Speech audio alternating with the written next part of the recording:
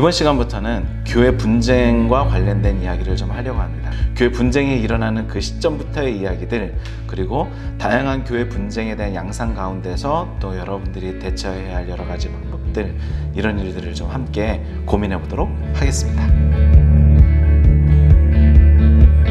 먼저 여러분들에게 좀 말씀드릴 것은, 제가 하나의 좀 사례를 이야기하게 될 건데요, 어떤 특정한 교회에 대한 사례는 아닙니다.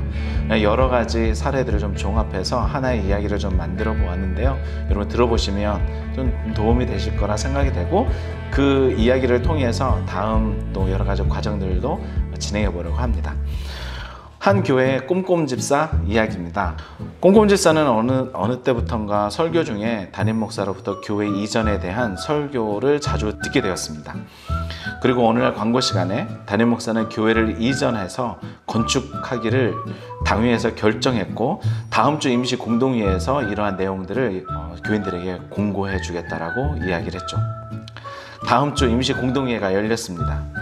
교회 이전 부지에 대한 보고가 있었고요, 또 이에 대한 예산도 보고가 있었고, 건축위원장으로 당회에서 땡땡 장로님이 선정되었다는 이야기도 들었습니다. 이에 대해서 공동회에 가부를 물었고, 공동회는 기도하면서 박수로 추대하고 내용들을 통과시켰습니다. 이후에 건축 헌금을 위한 부흥회가 열렸고요, 강사 목사는 건축 헌금을 약정하라는 설교와 축복에 관련된 이야기들을 진행했습니다. 부지는 구매하게 되어졌고, 그리고 건축은 진행됐습니다. 건축이 진행되는 동안 재정보고는 총 금액에 관련된 사항만 보고되었죠. 계속해서 성물을 드리라는 설교가 반복적으로 이야기가 됐고, 교회 집기류와 관련된 여러 가지 헌신을 유도하는 이야기들이 광고 시간에 계속되어졌습니다.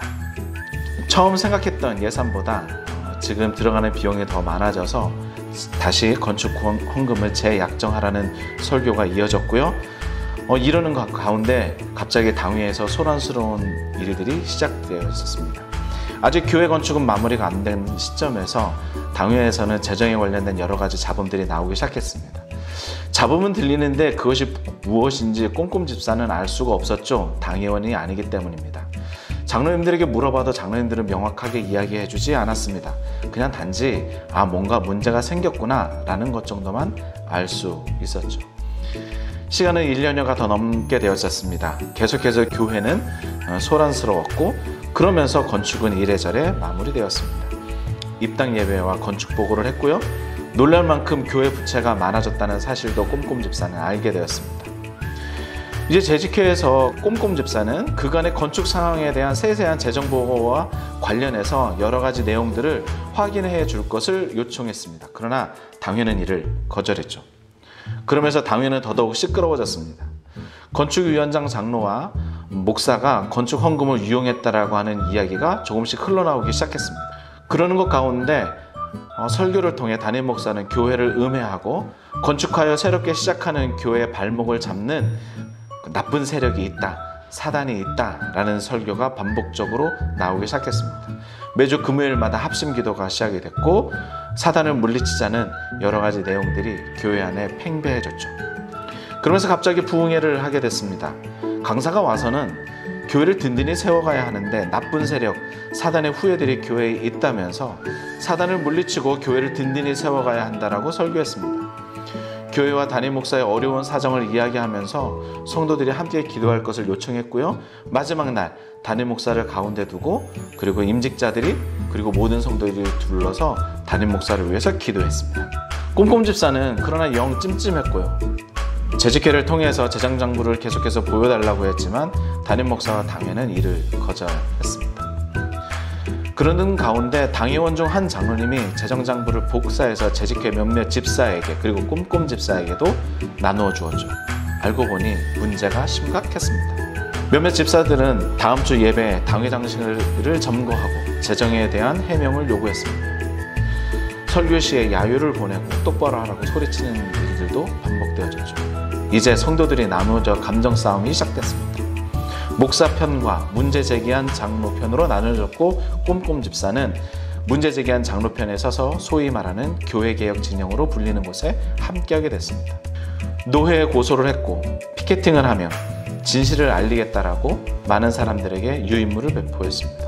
그러나 결과는 참담했습니다. 노회에서는 기소가 안 되었고, 그리고 교회를 떠나는 개혁 진영의 사람들이 있었습니다. 그리고 꼼꼼 집사는 이리저리 어떻게 해야 될지 몰라 방황하다가 결국 교회개혁실천연대 교회 문제상담소에 상담을 신청했습니다. 제가 되게 많이 각색한 이야기입니다. 사실 실제 있었던 교회 이야기는 아니고요.